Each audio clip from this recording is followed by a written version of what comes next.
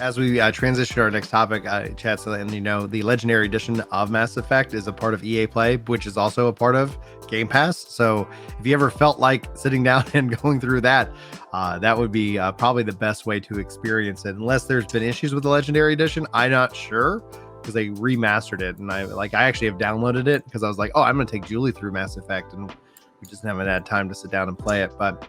So the second half was what would make me not. Yes, yeah, there we go. Any giant monetary red flag. The phrase NFT, play to earn. When they present 27 forms of monetization and a trailer that shows the game's title, but I still don't know what the game's about.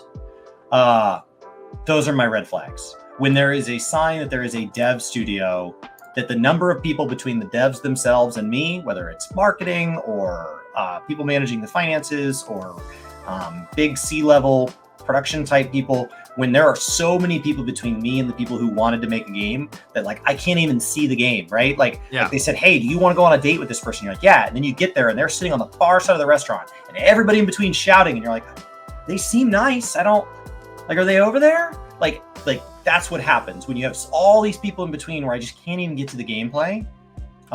That's my red flag. When these companies come out and they're so excited about inventing a new monetization strategy. You should be inventing a new monetization strategy because you invented a gameplay loop so interesting that there's no easy way to make money doing it. And you're like, well, I guess we need to come up with a new monetization strategy because I'm not willing to back down on this amazing gameplay experience. That's why could NFTs have a space in gaming? Sure. But only once somebody's come up with a game that's so unique that NFTs are the only thing that can solve it. But the game itself is already fun and they don't want to back down on that. Instead, it's like, hey, I want to do NFTs.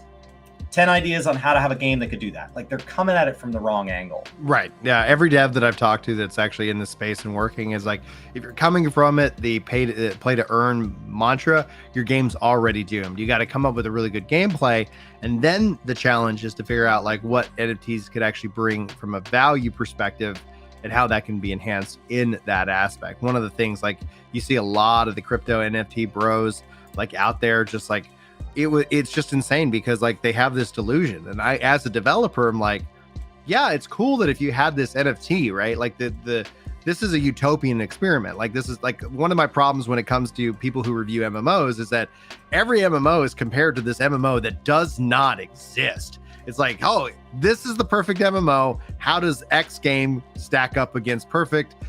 Apparently not perfect. And that's where it's where's this utopian MMO that we're all not playing? It doesn't exist. But that's the crypto bro mindset. It's this utopia of, oh, I got this NFT and I could take this NFT and play this other game in that. I can take that into this other game and this other game. And meanwhile, I'm what dev on this other team is I need a code for this NFT that did not exist at the time of development that now I need to be aware of. And then furthermore, this is where I watched this. I read this, excuse the expression, wet dream from this crypto bro about this gaming experience, about how he was farming up currency or whatever in one game on his mobile phone. And then he goes and he's by the time it all ends in this MMO, every crypto dream here is all pink Tonberry.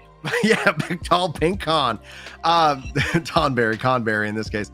The every one of them ends in an MMO, and then it's and you have just legitimately screwed over any kind of economic balance that you could think. And all I think about is imagine me all right, if I want to raid in this game tonight, if I want to play, I better be doing these 30 different things just so that come this weekend, people complain about how WoW did it. And this would be okay. And so I just think it's going to add just so much extra level of stress that it just isn't going to be worth it. But who knows? I would if they come up with a good gameplay mechanism that gamers end up being thrilled about, from a technological perspective, as an engineer myself, I'm all right, there's a new technology.